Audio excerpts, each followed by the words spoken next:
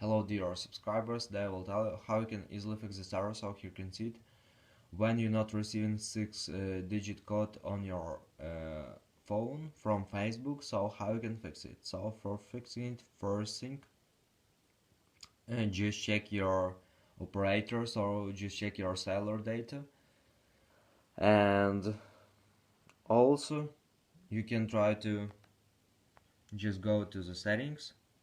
In the settings, just try to turn on airplane mode, wait a few seconds, and just turn it off. So it will restore your network, your operator. So here you can see it, your carrier. And if you just need to turn off VPN, so it's mostly it happens because you turn on a VPN. So just turn off VPN, all the VPN apps, and just